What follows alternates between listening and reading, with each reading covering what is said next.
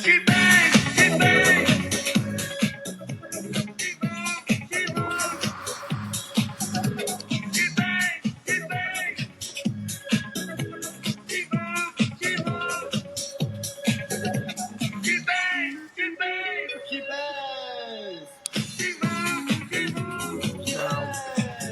now, when you had told me that you had prepared something as an intro for this, I don't know how in the fuck I did not see that coming. Okay, so best case scenario, we get by with that and it slides by and the YouTube and Spotify and Riverside gods are with us.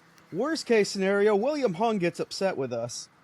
Either Worst case way, scenario, William Hung makes us eat icing off the wall for a change. Mick, you eat shit on American Idol. Oh god, I genuinely don't know how the fuck I did not see William Hung coming. As it turns out, this isn't Clef Club, this is the William Hung fan appreciation hour. Yeah, this is my secret plan. It did not start as this, but you know what? Again, my weekly shout out, William Hung. If you are somehow absorbing any of this in your zeitgeist, please come and talk to us, man. We would love William it and Hung, appreciate if you're it. still alive, please say something. Your family is concerned. It's been a very long time. I William, caught we a. need you to come out of the jungle. He's been in the jungles of Oregon. Did you know that Oregon had jungles? I didn't. William Hung fucking did. What? Oregon has jungles. Yeah, of course. It's where the Oregonian raptors live. I had to throw that in there so you knew that I was, like, on my bullshit and I didn't accidentally gaslight you into thinking that Oregon has fucking jungles. I've done that before and I felt, not that specifically, but I've done that before where I'll just be sitting there on my bullshit for like an hour and a half and someone won't realize that's what's happening. So they'll go in just, hey man, did you hear about these people who live off of an island in the Caspian Sea? Meanwhile, the Caspian Sea has no fucking islands, and this guy now looks like a douchebag. I don't know what I was expecting, but I'm not upset with where we ended up. That's how I felt when I heard William fucking Hung, so it's nice to know that we're nice and even. Ron Funches had a bit about, he wants to be the squirt soda of comedy. You take a sip, I was like, you know what? This is not what I was expecting. This isn't what I asked for. But I'll be goddamn if it isn't refreshing. I like that. Speaking of which, so I kind of went down a William Hung rabbit hole on the social medias. Did you know this motherfucker had a TED Talk? Excuse me? Oh, dude, I wish I was cool with the audio and able to, link it up, but, yeah, it's really inspirational. It's about, pretty much eating shit and, okay, I can be negative like everybody else, or, I can be positive as hell, and that... No, it's a really good talk. I recommend checking it out. I kind of love that. I didn't even know he was kind of flipping it and...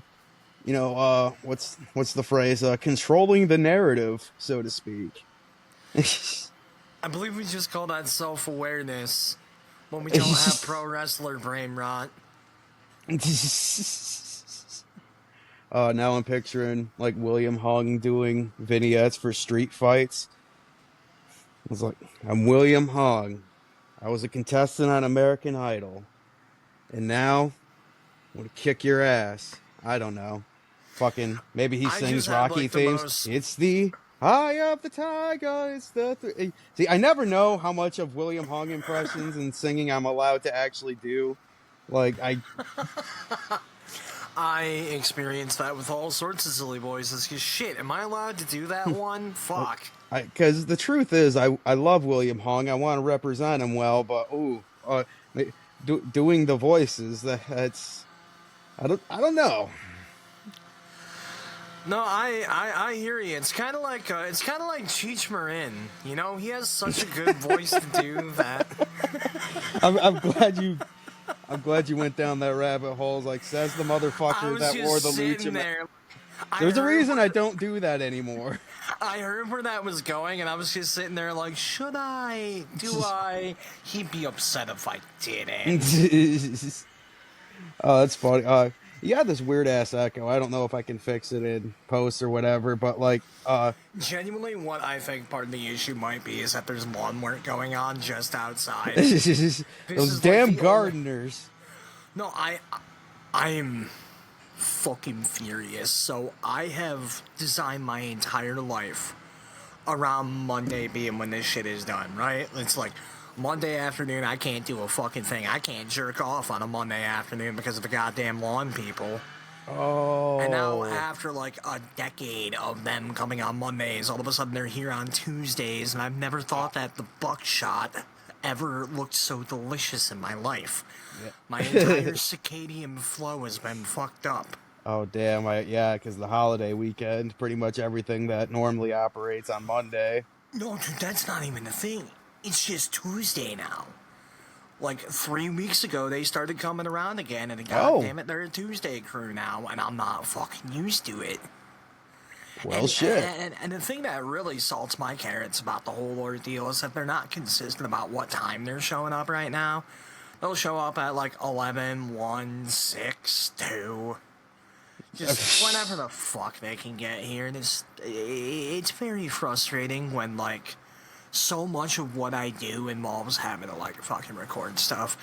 The most first world problem in the history of first world problems. The non-people are too loud. The unconstant gardeners coming this fall. Exactly. Motherfuckers just be showing up whenever, probably smelling like ball sweat, OG Kush. All One of them right. smells a little bit like lemon lime Gatorade. Welcome to Clough Club. 7 minutes into it. Hey, what's up, everyone? For Welcome to all Clough of Club. our people who bottle up Frank's Red Hot Sauce that make up our audience. Frank's Red Hot Sauce. Tell me how your tank look. I don't know. Frank's Red Hot Sauce. I put that shit on everything. If it includes my foreskin, I need a ride to the hospital. Frank's Red Hot Sauce. Fuck you. Man, I did not think that this is where we were going to go less than 10 minutes into the episode. But speaking of foreskins, you know what? I wish I had my foreskin still. I hear they're doing protests for that. Like, So, imagine you were in a position where you were about to, like, suck a dick, right? You have the dick in your hands, you roll that foreskin back, and there's, like, M&Ms in there. That's why I want foreskin. If I'm in a situation where I knew I was about to, like, get my dink doinked, I would love it if I could just be, like, courteous enough to have, like, some Skittles or something. Just, hey, man, I really appreciate what you're doing. Here's a snack. Now it's in your mouth, not in my foreskin. William Hung, please come on the show. I'm begging you. She bang. We got M&Ms with the Franks. Oh, man. I've just been thinking about that a lot this week, so... So, shit, you're hitting the gym in a little bit? Is that what I hear? Yeah, I go once a week when I can. Typically Fuck yeah. Tuesday isn't like the day that I go, but one of my buddies hit me up and asked if I wanted to go, and I haven't seen them in like over a year, so I figured, fuck it, why not? Yeah, shit, that's cool. I can never quite wrap my head around the idea of like the gym being a social thing, though, you know? Oh, dude, like people who go like, hey man, you want to hang out at the gym? They intimidate me a little because I find that to be extraordinarily sociopathic behavior. Hey man, I want to see you, but out of breath. no, man, like it kind of, because I hit up the gym, but usually I like hitting it on my nights off and like when I get off of work. I don't hit it as consistently as I should be, especially these days. I need to get my ass back on that. But No, like when I hit it later in the mornings, it borderline like gyms are kind of the new malls. Like there's a lot of people that aren't even really working out. They're just kind of like going there in yoga pants just to conversate and commute, you know. And I'm not totally against that. Like I guess at least being in a gym is a step in the right direction.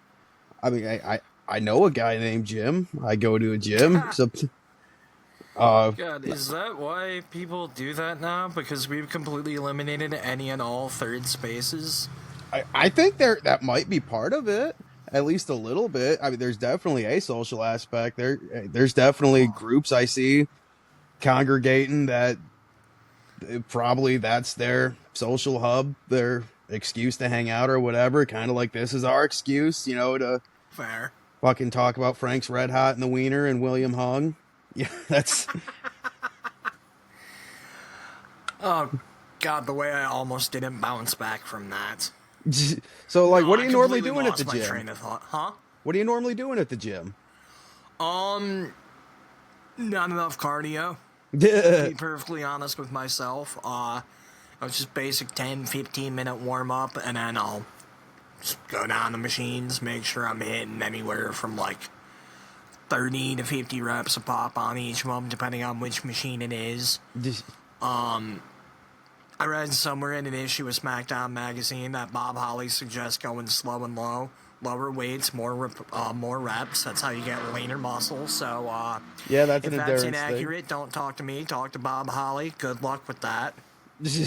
Don't tell me that my workout's wrong. You tell Bob Holly his fucking workout's wrong, buddy. I like the Stairmaster. That thing kills me in a very short amount of time. It does not take long at all. If I can get a good half hour on a Stairmaster, holy shit, that's a day. I did an hour one time, and Jesus, the thing automatically shuts off because it's like, yo, bro, you're fucking good. Stop it. I don't know You, who you, needs you ever to try tell fucking you with what that Stairmaster? you're not going to have to escape the Empire State Building. You live in fucking Michigan. Oh no, like it. That thing's a cardio beast. Like I said, that gets your heart rate fucking jacked in no time at all. And you, Yeah, that's why I refuse to even look at the son of a bitch. I know it's there. I refuse to look in its direction. I know it's talking shit about me, but I'm just gonna ignore it. That Stairmaster treats me like the high school bully, I'll tell you what. That came out with a little southern twang. I'll tell you what, that Stairmaster. Trying to make me pay them taxes. the Stairmaster might be racist. Statistically, with that accent, it is. Honestly, it's incredible that we've got two people on this show with a cleft palate that don't have that accent. That's the real amazing thing.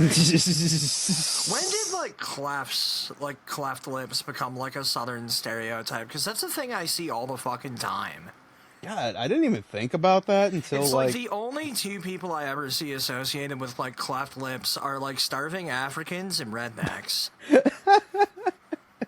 that should be the name of our pod. Starving Africans and Rednecks, the podcast. If you ever start like a fucking dubstep group. And I got word, and we've been dropped on all of our platforms. And Damn it. Sucks that we lost that McDonald's deal. ba-da-ba-ba-ba. They ain't loving it so much. Ba-da-ba-ba-ba. Did we just Jim Cornette? Ba-da-ba-ba-ba. Oh, fuck. Hope Jim Cornette's having a bad day. Hope Jim Cornette woke up, went to make coffee, realized he was out of creamer. Started to walk to his car to get keys for it, stubbed the fuck out of his toe, dropped his favorite coffee mug, broke it. I hope that Jim Cornette's having a bad day. I mean, he usually is. Jim Cornette, he hears this, screams, "Who the fuck are you?" Absolutely nobody, and you're still an asshole. So shit, how's your week been, man? Man, my week has been okay enough. The sumo tournament wrapped up. Oh, did it? Yeah, I was gonna ask you about that. It maybe did not go the way I would have liked. No, the person that you were kinda hoping for didn't pull through? I mean, okay, so I knew for a fact Kodozakura was not going to pull through. By the time that we had recorded last week, I knew that homeboy was not going to be winning the cup or nothing, right? Good news is he at least held on to his current rank. He is currently ranked Ozeki, which is like right before, right underneath Yokozuna. Yokozuna being like the major rank, right? You're like the fucking champ at that point. So he managed to hold on to that. That was great. All of my other dudes, all of my other 3 picks got fucking obliterated. I don't think even one of them got anywhere close to getting the Katsukoshi winning record. Yeah, if you've got like, there's 15 matches per tournament, so if you've got like an 8-7, you've got a winning record. Congratulations, Katsukoshi time. Not even fucking close. But the part that really fucking broke my heart. So, I realized like 3 or 4 days into it that none of my guys are the ones to watch. The dude to watch is a guy named Ono Sato, right? Ono Sato. Young guy who, to put it in terms that I feel like you would perfectly understand, he's having a Brock Lesnar run, right? All right. He is the new hot thing, and he is fucking eating everyone. By day 13 of the tournament, it has already been established that A, he won the motherfucker. No way that, like, anyone could have... He had, like, a 3-win lead by the end of day 13. It was literally impossible for him to lose, so that's rad. Other big thing becomes the fucking Yokozuna out of it, right? Like, Hell it yeah. was established that, like, if he wins his tournament, he becomes Yokozuna. But the thing that really had me excited was that he was undefeated for the tournament, right? Oh, hell yeah. Had not lost in the tournament. Yeah, that's some real life Goldberg shit. Which, for, like, 15 days in a row going up against those big motherfuckers, that is, like, a nigh unheard of feat. And he's about to become the youngest ever Yokozuna in the least amount of tournaments ever the fucking, in the least amount of tournaments it's ever taken anyone to do it. And then at the last possible moment, it is the last match of the tournament, he's going up against the other Yokozuna, Hoshoryu. Me motherfucker. I ever see this guy in an alley, I'm giving him everything. I'm giving him my wallet, I'm giving him my phone, I'm giving him my socks, I'm giving him my shoes. In the last possible moment, fucking Hoshoryu cuts his nuts off, fucking eats Ono Sato. Ah. Now, don't get me wrong, Ono Sato still wins the tournament. He's still, like, gonna rise up to Yokozuna, but it's just like, oh, man, if he'd have had that icing on the cake of an undefeated streak. Right. Yeah, it sucks to fucking eat and lost when you could. It's that fucking close to perfection, so, like you said, he'd still be alright. But oh, yeah, I mean, the guy's still having the best fucking week of his life, but that's all I can think about. Just shit, he was right there. He was right there, to, like, having a fucking trophy named after him or some shit like that, you know? damn, so who was the guy that ultimately won it, or? Ono Sato still ultimately won it, but I was Okay. just floored to see him lose. So they do it round robin style, so kind of like the G1. Oh, okay. Only instead of like having separate blocks, it's all one block. So Okay. like everyone in the tournament ends up facing each other, and whoever's got like the most points at the end of it wins. Right, okay. I could dig that. Yeah. So that was like Yeah. most So something of- like that would be really fucking hard to like have a perfect record in, because like you're literally Oh god, yeah, it is like everybody every in your day. block.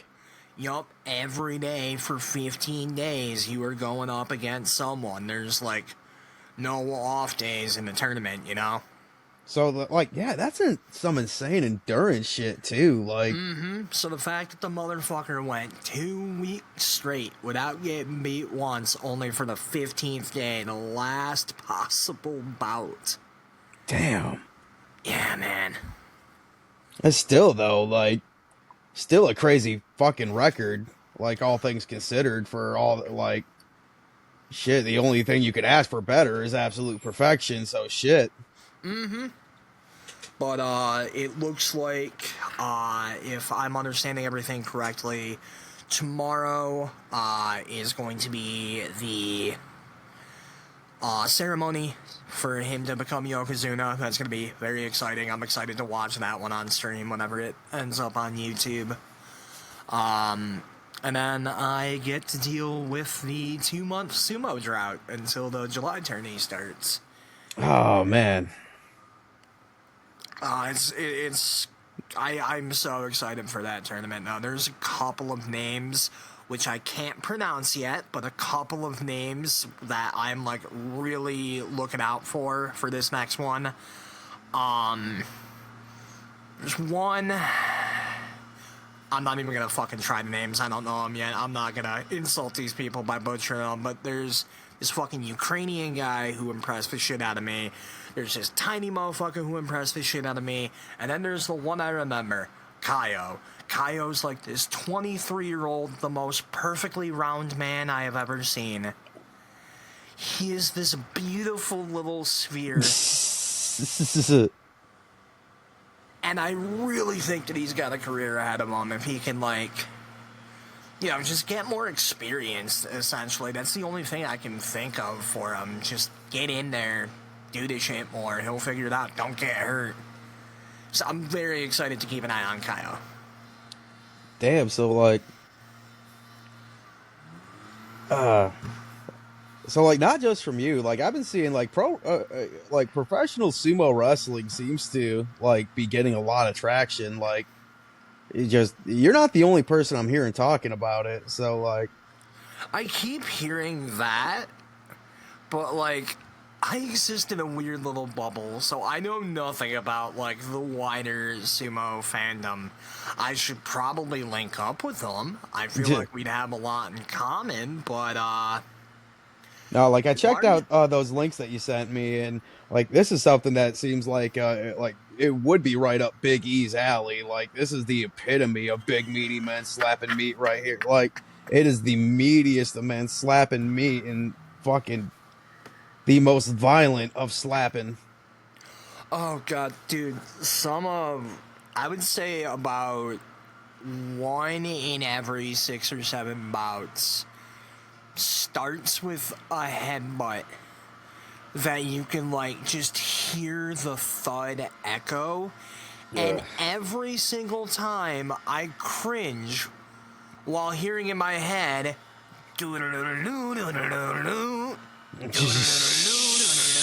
Oh god. Oh man. That's all I can think of whenever I see someone get their beam whacked really hard. I hear that shit, and on a spicy day I hear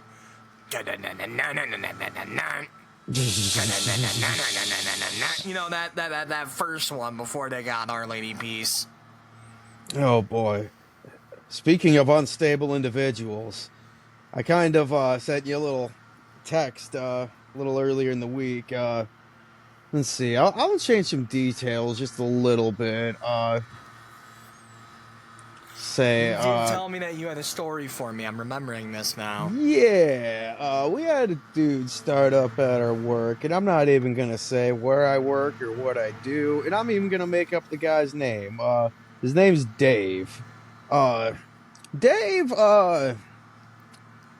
Let's see. How do I put this? Let me preface this with I don't think there's anything inherently wrong with having religion in your life. If religion is a big part of your life, and oh no.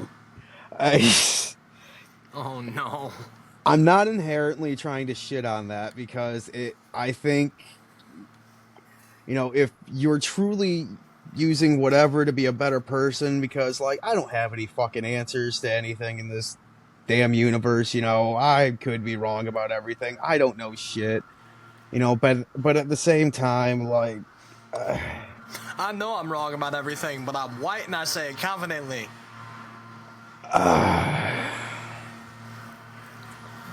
No, this dude, and incredibly, very, very religious, probably very well meaning, but like, and there is also a touch of like, some people you look in the eye and you're like, oh, something's wrong. They're not like, something like, uh, Bro, you building this up. I don't even know. Uh, okay, so I'll just, instead of just building it up, let's just say, like, I'm sure he means well, just my impression, just he comes across creepy as fucking hell. Like, legit one of the creepiest interactions I've had at work in a minute. Uh, Okay. I'm down, with my earbuds in, minding my own business, doing my task, doing my job. He kind of comes up to my area, as if to, say, hey, whatever, which, fine, good, fair enough, new guy wants to introduce himself, I'm cool with that at the very least. I need you to know that without even having heard you, like, describe anything he has said, I am picturing that this man is going to sound like Herbert from Family Guy with the little whistle and everything. That would have been refreshing. Like, at least I would have, like, felt like anything besides just fucking weird and creeped out. Well, I'm happy that I've made this better for myself preemptively. Go ahead, buddy. Okay, before even hello or hey, what's up gets out of his mouth, he's like, hey, brother, you got any wide eye?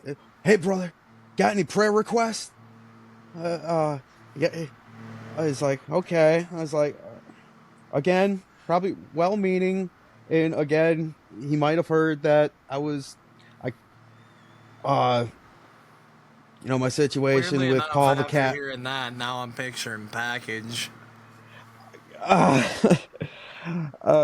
maybe a second or third cousin. But, but, and then like he's just kind of eyeballing me for a minute, and I, I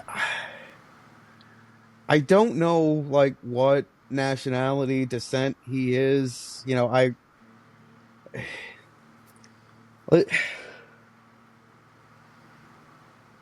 Just I don't know, but like he's looking at me and he's like, "Oh, you know God hates us brown people, right?"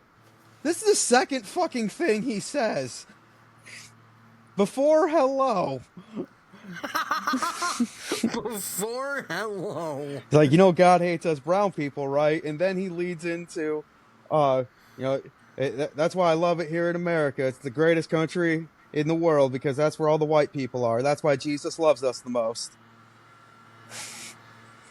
And I can't tell if he's joking or dead fucking serious. That's a lot to unpack. Yeah, and like it was kind of a Uncle Ruckusy kind of tone, if that made any sense. Like, but full disclosure, Dave's actual name is something like I can't fully pronounce, and I kind of feel like a dick for admitting that. But That's fine. You heard me not 5 minutes ago go, I'm not gonna try to pronounce Sumo Man's name. I'm stupid and white. no, and that but then I'm just like, oh, hey, whatever, see you later, right? And then like he grips my hand really hard, shaking my hand. He's like, hey, nice meet you. And he like looks like looks me right in the eyes, like, see you in heaven. And then he fucking walks off like that. What the fuck? Package, I want to apologize for saying this guy made me think of you. That's some weird ass shit. You don't deserve to be grouped in with that package. I apologize for that. Fucking dude, like, brother, are you sure that that wasn't just like a very heavily make-upped Eric Andre? I was dude, I'm getting creeped out bringing it up, dude. Like, I'm afraid like Dave's gonna fucking track this shit somehow and know I'm talking about him. And it's always truly interesting to experience someone that is, let's politely say, it's always fascinating to experience a true eccentric in the wild. But here's the thing, man. Like, I 100% acknowledge, like, You know, this guy might just be completely wired differently, and he could have a huge heart and have the best intentions in the world, and I could just be the dick here. And I fully acknowledge that, but like, man, that shit fucking creeped me out, and I can't fucking lie to myself about that. No, I'm not willing to give any form of benefit of the doubt. Not when we live in a nation that has as many public shootings as this one. No, that's a red flag. No, and like, I didn't want to fucking go like go there and meet, but that was the first fucking thing my brain thought of. Was like, oh fuck, this guy's gonna come in like the next couple of days. I'm gonna be fucking toast. Like, I All right, ask Santa for the old bulletproof.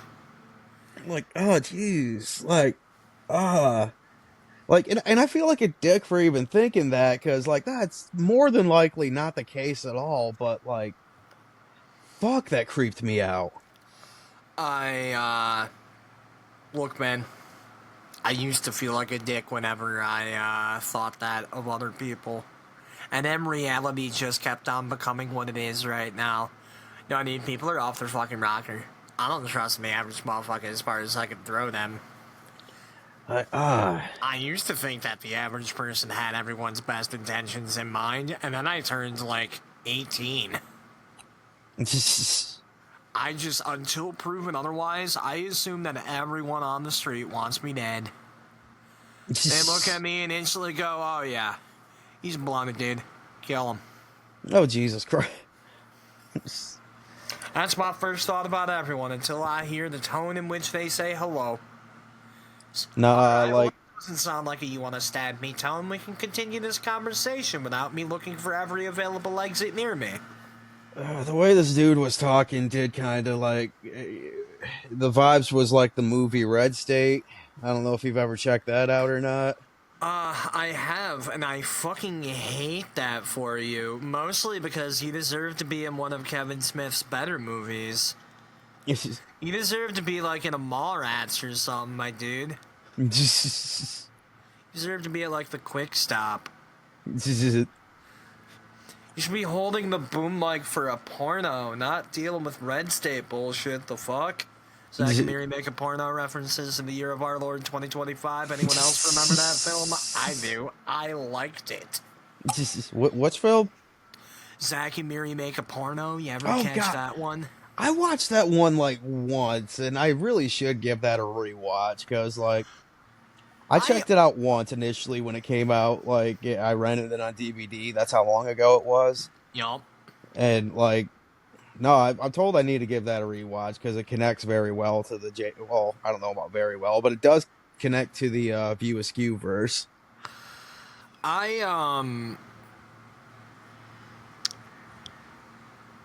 Zack and Miri make a porno does a better job of doing what Clerks 3 wanted to do than Clerks 3. Oh, good God, dude. Clerks 3 tore my fucking heart out, dude. I genuinely... Okay, so... Hey, folks, if you give a shit about Clerks spoilers, now's the time to click off. But this movie's so fucking bad that I'm gonna let you know you should not give a shit about spoilers for this movie. I genuinely did not believe it was possible for a movie to be so bad that it ruined the film before it. Like, I did not think it was possible for a sequel to suck that much ass. But their decision to not just kill Becky in Clerks 3, but, like, kill her in a time frame where, like, it could have been the same fucking day that Clerks 2 ended. Yeah. It's like, it completely fucking obliterates the ending to Clerks 2. And cards on the table. Clerks 2, the older I get, was like a movie I came back to more and more, you know? Because, like, the first two Clerks movies do such a fantastic job of, like, capturing what it's like to be that age in a fucking dead-end job. Oh, yeah, dude. Clerks 2 is just fucking fun. Like, that's yeah. just a bit, there's one scene after another. Oh yeah, just banger of a fucking film, and it ends on this really fucking beautiful high note that for a schlub like me actually filled me with like a lot of fucking hope. And again, the closer I got to the age of these characters, the more I fucking related to it. And now I'm at the age that like Dante and Randall were at that like during Clerks 2. And I try to go back and rewatch it, and all I can think the whole time is, well, she's fucking dead. Mm. Yeah, so much Yeah. for your happy ending, dickhead. You should have gone to Florida or wherever the fuck. Oh yeah, Randall, he's like the most unlikable piece of shit ever. He has no form of redemption in his life. Oh yeah, Low Christian dude. It's sad to think about what became of you. It's like all I can think about when I watch Clerks 2 now is Clerks 3. Part of me thinks I think Kevin Smith did that on purpose. Uh, Yeah, I think that he did do that on purpose, and I'd love to know why. uh, I would love to know. I understand that Kevin Smith has spent 30 years trying to kill off Dante Hicks, and I would love to know why yeah. he didn't listen to anyone who said, hey, that's fucking stupid and you shouldn't do it. I'd love to sit down with Kevin Smith and figure that out. Just, hey man, are you just like dumb or are you arrogant? I think part of the whole thing was like, ah, how do I want like? It might have been like, 'cause- I know he was really hung up on like the original Clerks not ending the way he wanted. So like, I think he figured, you know what, since I survived my shit and I have my own means to do the movie, like not only am I gonna do the movie with the original ending that I wanted and somehow intertwine that, but like I'm gonna take the notes from the producers and I'm gonna go as far hard the other way as I can. Like, I hope it's artistic trolling, like because So, I know I kind of fumbled explaining that, but I kind of hope you understood what I was I know laying down. exactly what you're saying. That would almost piss me off more than if he was just an idiot. It's like I don't know, man. Kevin Smith is like the most fortunate guy in the world from where I am sitting. He's me, but it worked. And to imagine that at this point in his career, he would so openly spit in the face of that which made him, you know? Yeah, The fact that he would. The fact that he is so obviously degressed as a storyteller, as a director. You know, the idea that his response to that is to go and light his most beloved work on fire and piss on the ashes as a way of saying nanner nanner boo boo. I feel like that would just ruin Kevin Smith for me. You know, that would just be like the end. You know, as is right now, like I haven't seen Kevin Smith's most recent movie. I've heard it's about like a bunch of kids like going to a fucking movie theater every weekend, like a period piece, kind of an homage to Kevin Smith's childhood, kind of getting back to like the roots of what made Kevin Smith. I'm oh, willing to the check the, that. the 436 or something like Yes, that. yes, yeah, Like, yeah, something like that. God, I hope I Um, got the number wrong or right or no, I hope I got it right. I hope I didn't get it wrong. These bumblefucks. it's something like that. Look, man, anyone who's listening to this can fucking Google it in the next tab. Right. But like, I'm willing to check that out because I still have that much confidence in Kevin Smith as a director. If it turns out that Clerks 3 was just like a giant troll, that's gone, and I'm never gonna waste my fucking money on one of your movies ever again because why would I do that to myself? It's like, I don't know, man. Artistic trolling is fantastic to a point until I've actually wasted money on a thing. No, like it not just like that. You know, the end of the movie where, like, spoilers, fucking Dante dies. But man, throughout the movies, man, there's just one gut punch after a fucking other, and it's like, It's just he went out of his way to make the most fucking depressing comedy ever, and I don't know who needs to tell Kevin Smith that he's not Wes Anderson, but you are not fucking Wes Anderson by any stretch of the imagination, dude. Like, you haven't produced anything deep or thought provoking since fucking Jersey Girl.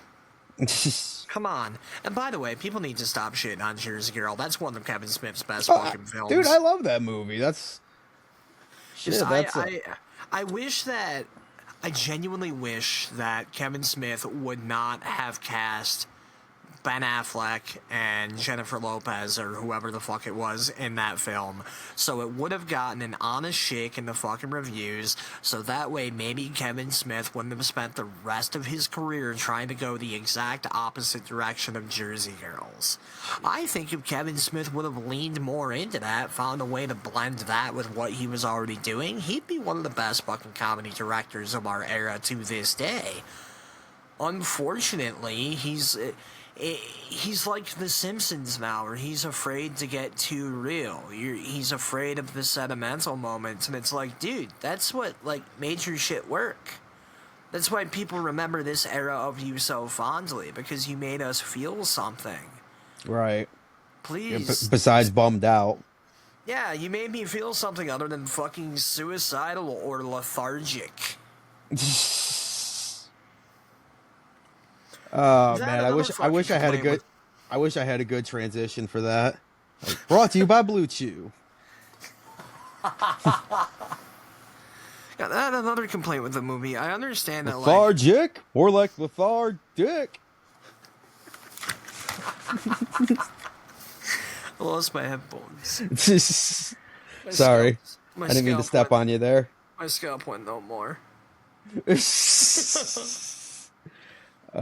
Sorry. Do you know what you're talking about there? Train of thought completely derailed. Oh, sorry. Brought to you by Bolivian fish oyster pills. Swallow these and your brain think good, like, do more. It's like basically what Alex Jones does, right? Yeah, I was gonna say, like, we shilling for Onnit supplements, like, No, we're shilling for Bolivian fish oil think good pills. They offer much less, but they're also much more at risk of getting caught by the FDA. So I think it's a win-win for us. Oh Gives us man. an edgy bad boy persona. Oh yeah, he's hopped up on the kratom. That's what all the kids are doing. Them dadgum Clef boys hopped up on the Mountain Dew again, riding their fucking quads through the woods, spray painting dicks on all the goddamn oak trees. Goddamn. I was watching a clip from an interview of fucking Carrie Von Erich, not Carrie Von Erich. Carrie Von Erich passed away a long time ago. He wasn't on anything, but fucking Kevin Von Erich was recently on Theo Von's podcast. I've heard the name.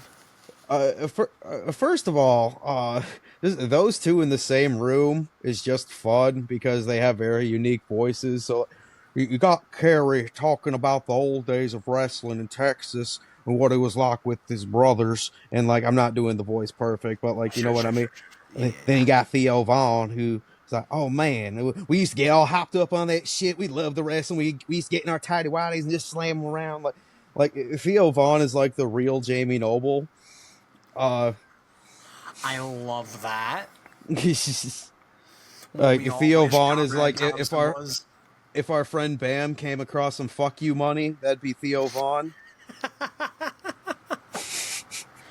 Oh, well, shit, dude, that's cool. He's got a giant 8-foot montable polar bear with an attached pocket pussy. We love Theo. So that's like the 14th thing that Bam would buy. Oh, I completely forgot what I was talking about, where I was going to with that. Kevin Von Erich. Oh yeah. God, they were talking about something on his podcast, but I completely fucking forget what I was gonna bring up. I'm Uh, so sorry I brought up the polar bear pocket pussy, and understandably that train of thought was horrifically derailed. yeah, yeah.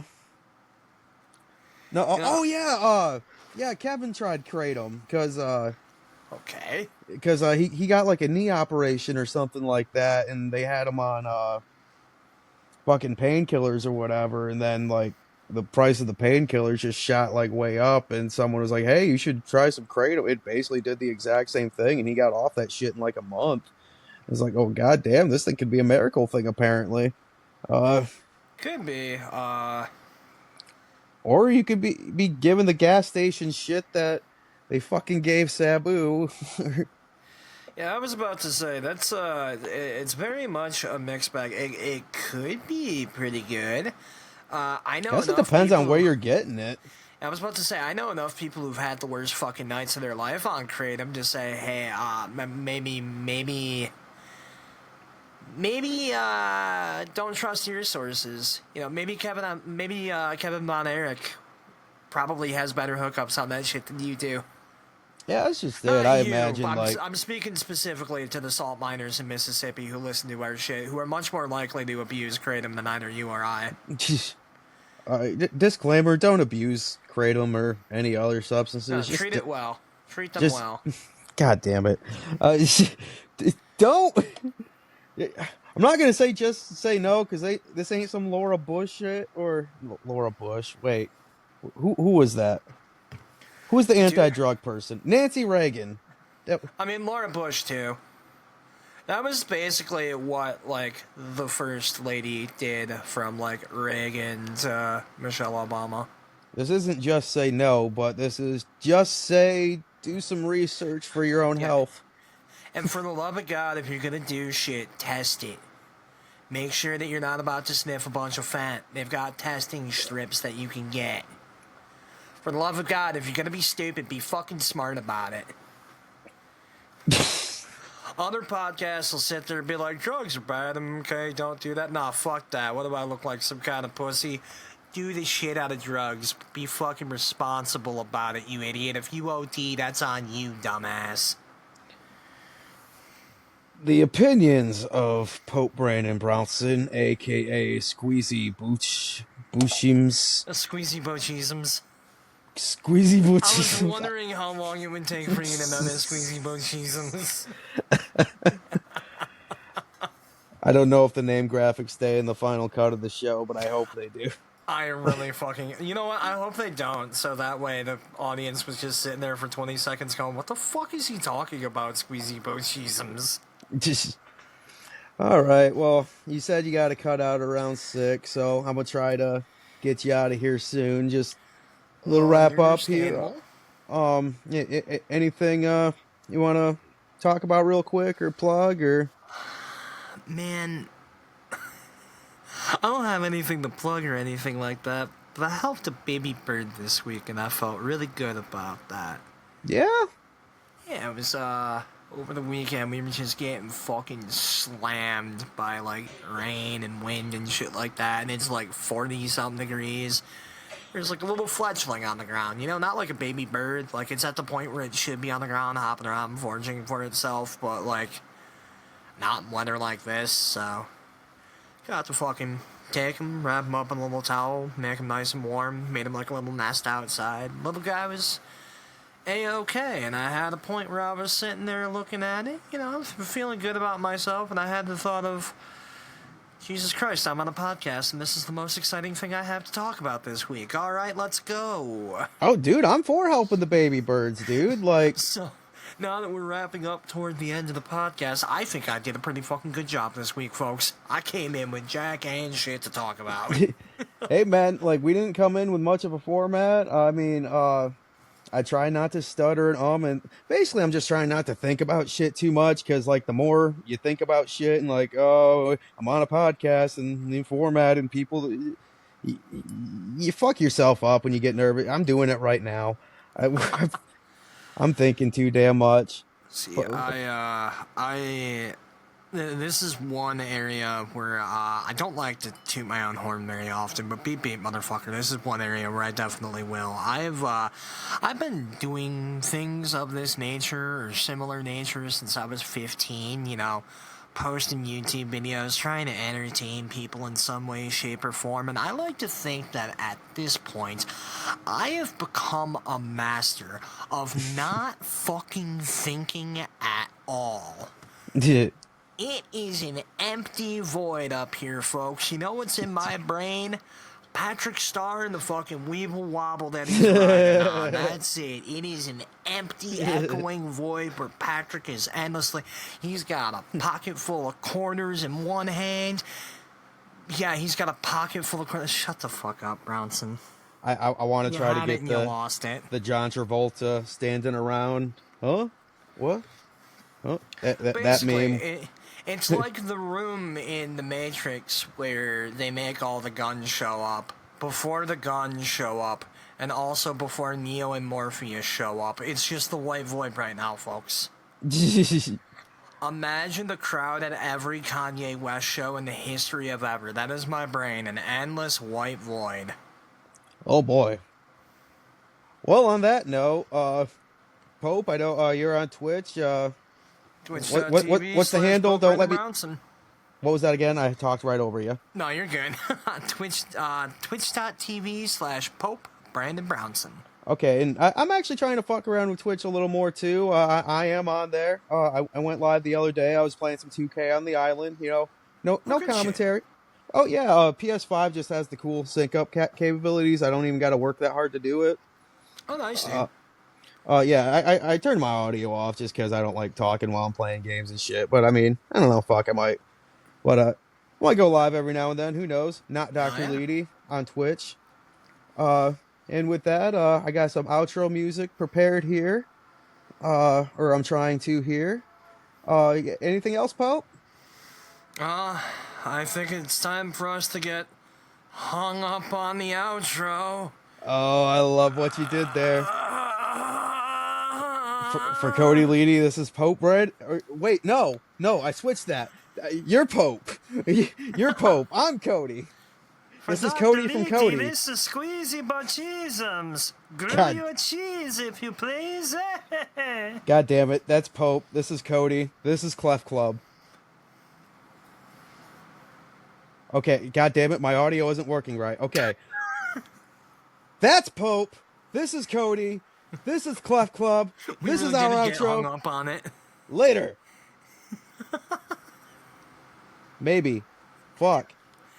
There we go. Hey, good program. It still record? No, it's still record.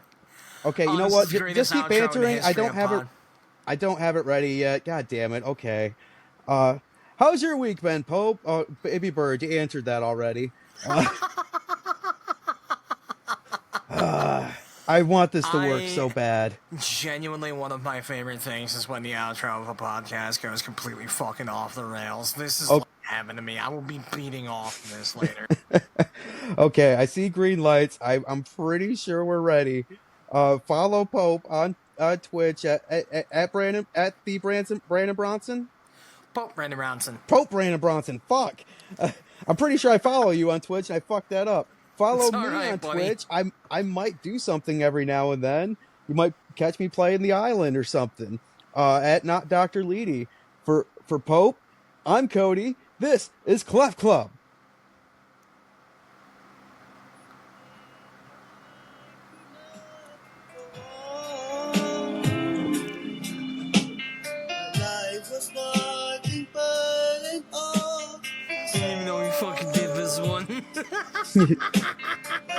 Off the album Inspiration, available wherever you stream albums. This is the best version of this song on the web. Fuck the other version. Oh, shit. If I can see it, then I can do it. If I just see it. When did William Hung become such a large part of my life? How did this happen 3 times throughout my life? I believe I can touch the sky. Think about it every night and day. It's like every 10 years, William Hung comes back into my life. I believe I can soar. I see me running through that open door. I believe See you later, Pope.